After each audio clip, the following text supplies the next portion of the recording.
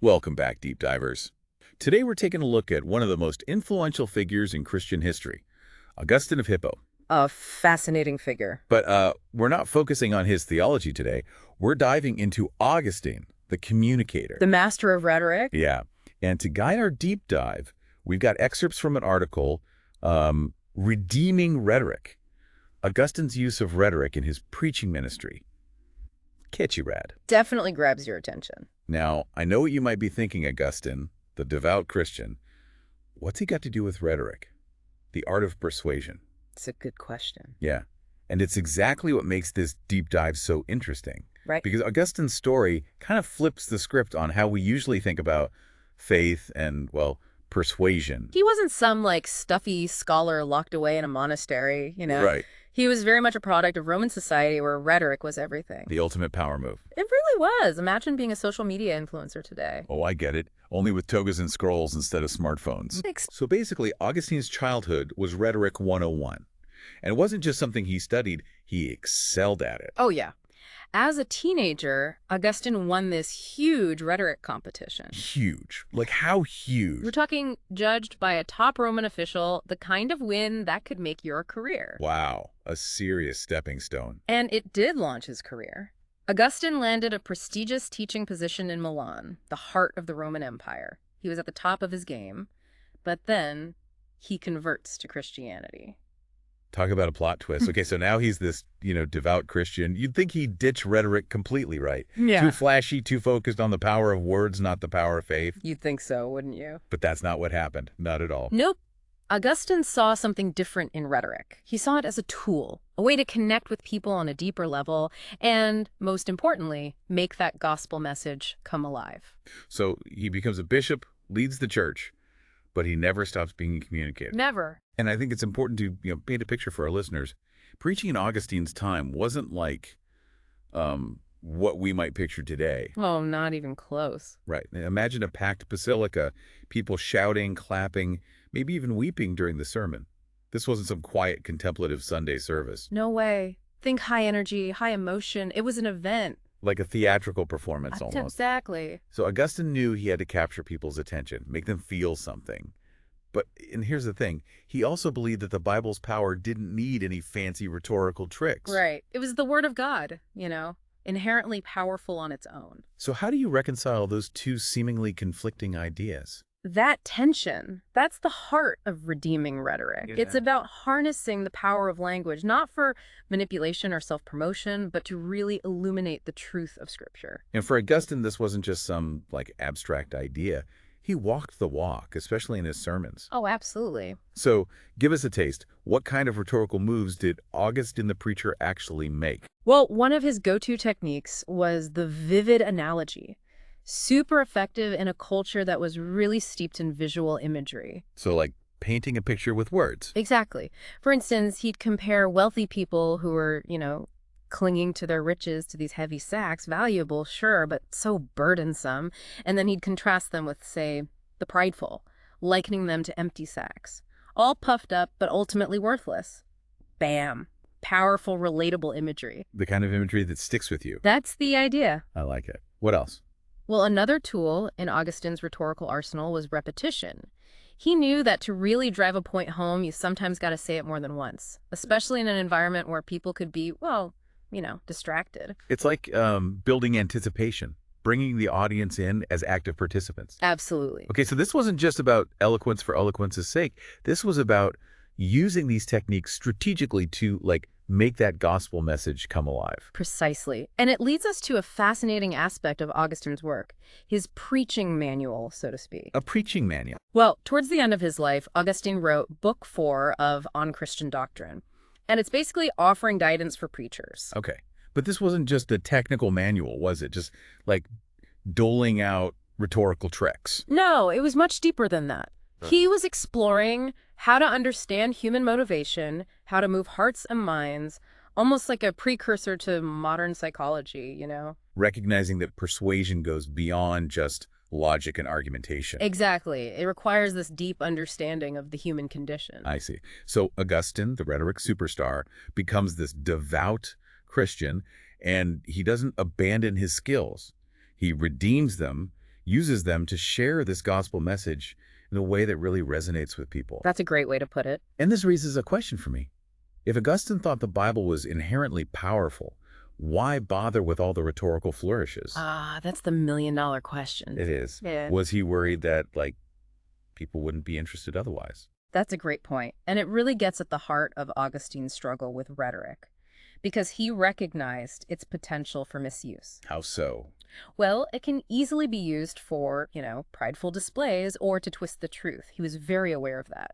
So he's walking this tightrope, using rhetoric to illuminate the gospel, but constantly aware of that danger, the danger of style overshadowing substance. Exactly. He's not naive to the fact that rhetoric can be seductive.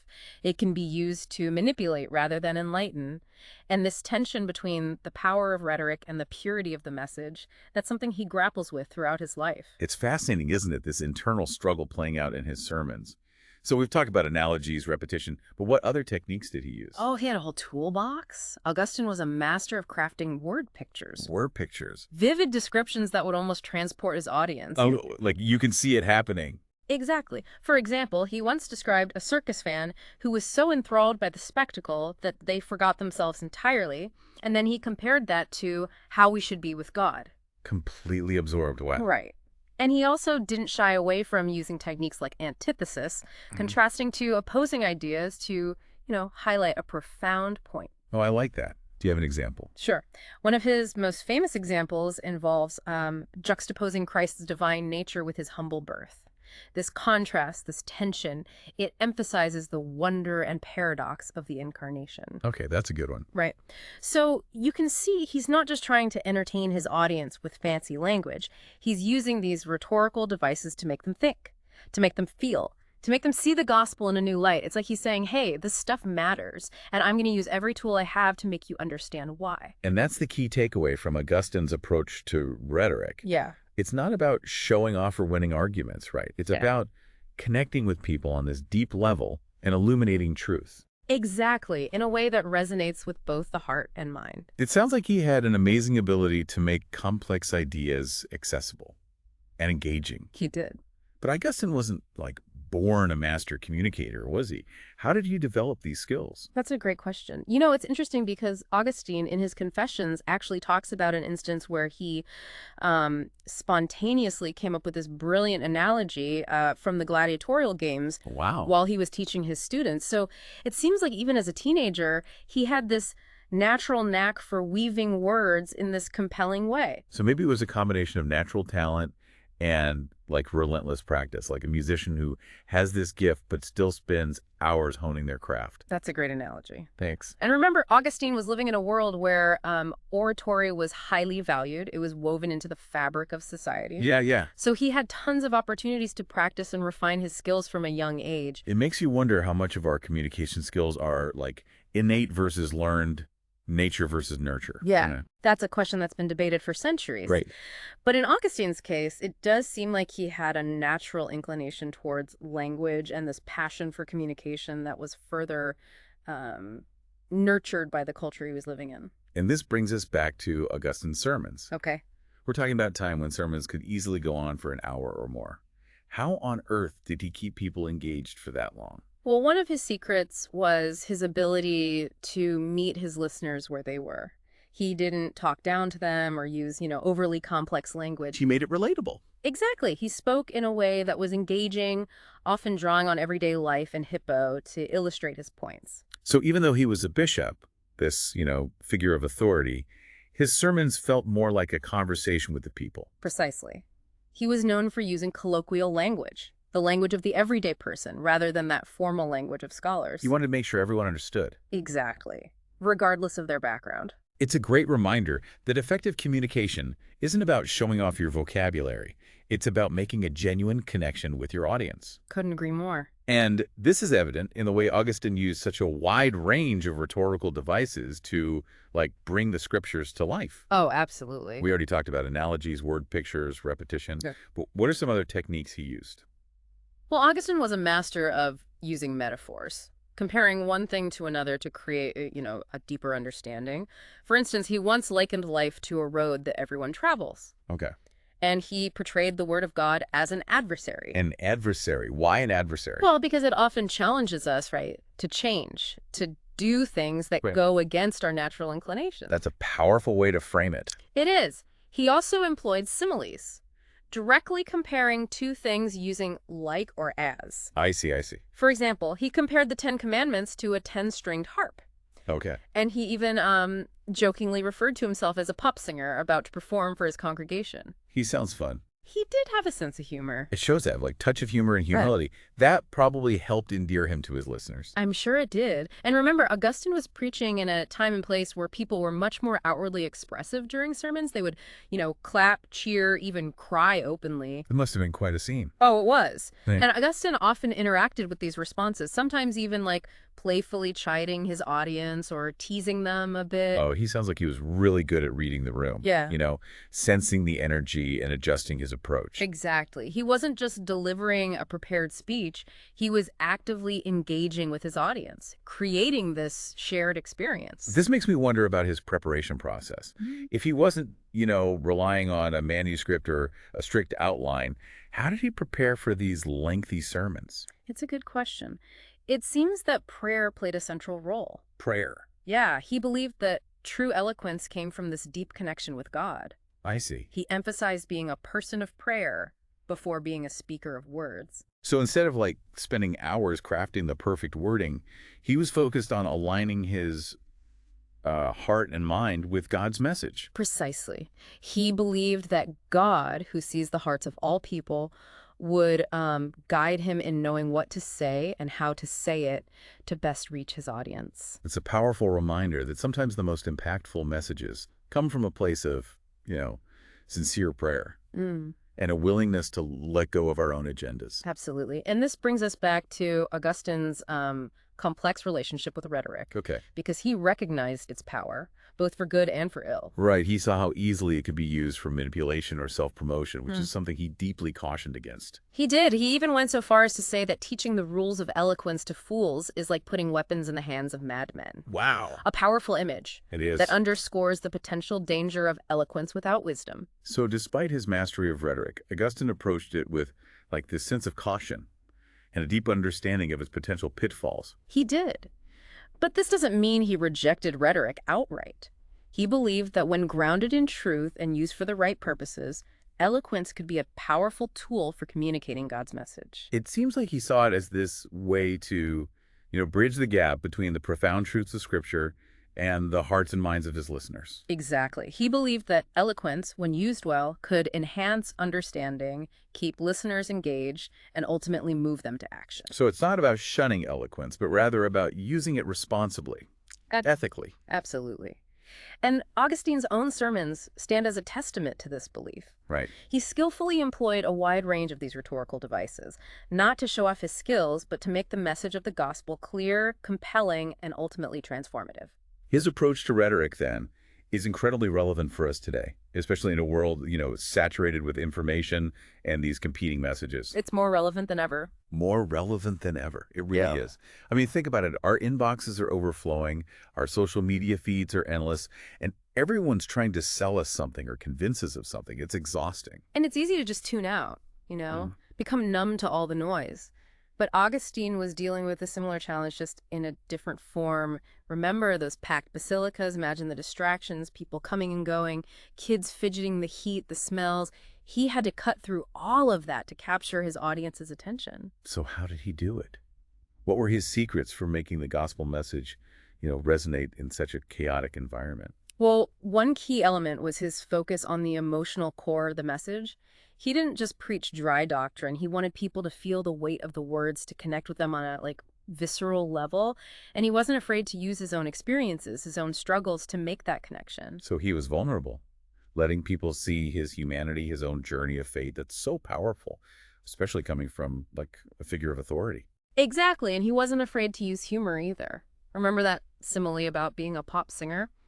That's Augustine acknowledging the performative aspect of poking fun at himself a bit. It's disarming, makes him relatable. He humanizes him, right? Right. Reminds people that he's not just this distant, untouchable figure, but someone who, grapples with the same questions and doubts they do. It makes you wonder, though, what were people's reactions to his sermons?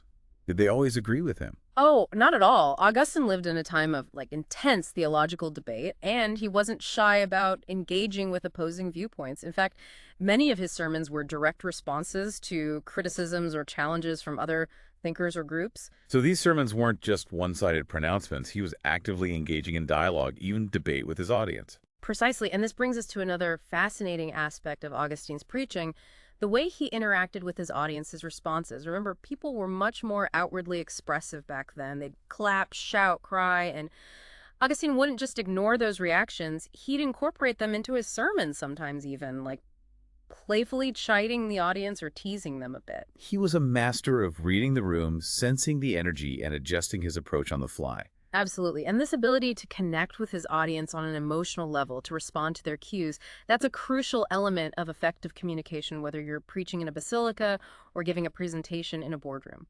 Okay, so we've talked about Augustine's techniques, his approach to, engaging with his audience, but let's zoom out a bit. What was the overall goal of his preaching? What was he trying to achieve? At its core, Augustine's preaching was aimed at transformation. He wanted to move people to action, to inspire them to live a life aligned with the teachings of Christ. He wasn't just trying to inform people's minds. He was trying to shape their hearts, their character. Exactly. He believed that true conversion wasn't just about, intellectual assent. It was about a change in behavior, a commitment to living out the gospel message in everyday life. And he saw rhetoric as a powerful tool for fostering that transformation.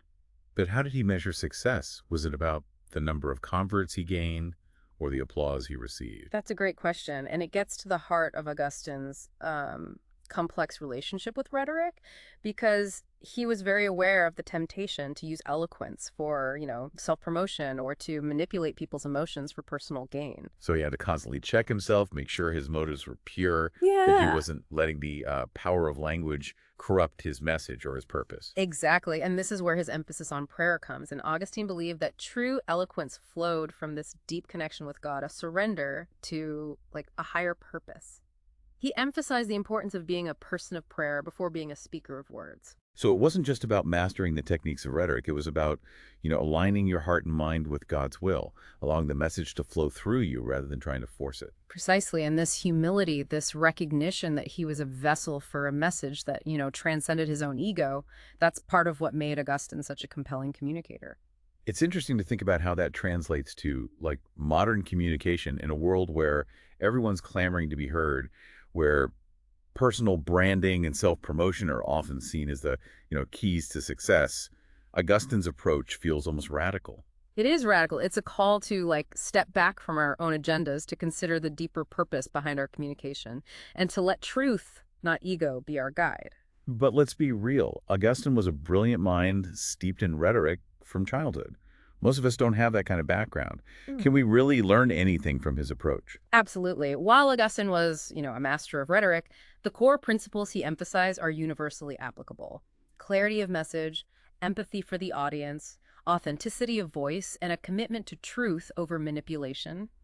These are timeless qualities that resonate with audiences regardless of the context. So it's not about trying to become Augustine 2.0. It's about taking these principles and applying them to our own unique situations, our own voices, our own messages. Exactly. And that's where things get really exciting, because Augustine's story reminds us that communication, at its best, is about connection, about bridging the gap between ourselves and others, about sharing ideas that matter in a way that resonates with both the heart and mind. And in a world that often feels increasingly divided, where we're bombarded with noise and misinformation, that kind of communication is more vital than ever. Couldn't agree more. And I think Augustine, with his passion for truth, his commitment to dialogue, and his mastery of the art of persuasion, offers a powerful model for how we can navigate the complexities of communication in our own time. So we've explored Augustine's life, his journey from rhetoric superstar to devout Christian, his struggles with the ethics of persuasion, and his incredible skill in crafting these sermons that moved people to action. But the big question is, what does this all mean for us today? That's what we'll unpack in our final segment. So, Augustine, the master rhetorician, the devout Christian, the captivating preacher, he's given us a lot to think about. It's not just about, learning a set of techniques. It's about this deeper understanding of communication as a force for good. a way to connect with others, share ideas that matter, and to inspire positive change. And it's a journey, a constant process of learning and growing. Augustine himself struggled with these ideas throughout his life, constantly refining his approach, questioning his motives, and striving to use his gifts for this higher purpose. Okay, so we've gone deep into Augustine's world, the packed basilicas, the fiery sermons, this artful use of rhetoric to make the gospel come alive. But let's bring it home. How do Augustine's ideas about communication, speak to us today in our world of tweets and TikToks and TED Talks? What's fascinating is that even though Augustine lived centuries ago, his insights are surprisingly relevant to our modern communication landscape. He was dealing with the world saturated with information too. Think political speeches, philosophical debates, even gladiatorial contests, all vying for attention. So it's not just that we have more information now, it's that everyone's fighting for our attention, trying to, persuade us, sell us something, get us to click that like button. Exactly. And this is where Augustine's emphasis on clarity and purpose becomes so crucial. In a world of information overload, we need to be crystal clear about our message, what we're trying to convey, and why it matters. Like cutting through the noise. Exactly. Don't just jump on the latest trend or, parrot what everyone else is saying. Figure out what you believe, what you're passionate about, and then communicate that with conviction. And this is where Augustine's idea of redeeming rhetoric comes into play. He understood that rhetoric, the art of persuasion, can be used for good or for ill. It's a tool. And like any tool, it can be wielded responsibly or irresponsibly. So it's not about ditching rhetoric altogether. It's about being mindful of how we're using it, making sure it's aligned with our values and our purpose. Right. Augustine believed that true eloquence flows from this deep understanding of the message and a genuine desire to share it with others. It's not about manipulating people or winning arguments. It's about illuminating truth and inspiring action. So how do we, put this into practice? Let's say I don't know, trying to convince my team to adopt a new strategy at work, or I'm passionate about a cause and I want to get people on board. How do I apply Augustine's ideas to be a more effective communicator? First, Augustine would say, know your audience. Who are you trying to reach? What are their values, their concerns, their hopes? Just like he tailored his sermons to the people in the basilica, we need to speak in a way that resonates with our specific audience. So it's not a one-size-fits-all approach. It's not. It's about being empathetic, understand where people are coming from, Yeah. and tailoring our message accordingly. Exactly. And then think about your core message. What's the one key takeaway you want people to remember? Augustine was a master at distilling complex theological ideas into these simple, memorable phrases or images. We can do the same, even with, complex topics. Yeah, and he wasn't afraid to use storytelling, analogies, humor, anything that would help people connect with the message on an emotional level. Absolutely. And this brings us to another, crucial point, authenticity. People can spot a phony a mile away. Augustine's sermons were powerful because they came from this place of genuine conviction. He believed what he was preaching, and that passion, it shone through. So be yourself. Don't try to be someone you're not. Let your personality, your passion, your unique voice come through. People will respond to that. They will. And finally, don't underestimate the power of silence. Augustine believed that true eloquence wasn't just about speaking, it was also about listening, about creating space for reflection and contemplation. That's such a powerful point, especially in our world of constant chatter and noise. Sometimes the most impactful thing we can do is just shut up and listen. Exactly. It's about being present, being attentive to the needs of our audience, and creating space for dialogue and understanding. So Augustine, the master rhetorician, the devout Christian, the captivating preacher, has given us a lot to think about. It's not just about learning a set of techniques. It's about, cultivating this deeper understanding of communication as a force for good, a way to connect with others, to share ideas that matter, and to inspire positive change. And it's a journey, a constant process of learning and growing. Augustine himself struggled with these ideas throughout his life, constantly refining his approach, questioning his motives, and striving to use his gifts for a higher purpose. So let's take inspiration from Augustine's journey. Let's be mindful of our words, our motives, and our impact on others. Let's strive to communicate with clarity, empathy, and authenticity. And let's never stop learning and growing as communicators. Well said. Thanks for joining us on this deep dive into the world of Augustine and the art of rhetoric. We hope you've gained some valuable insights that you can apply to your own life and communication. Until next time, keep exploring, keep learning, and keep sharing your own unique voice with the world.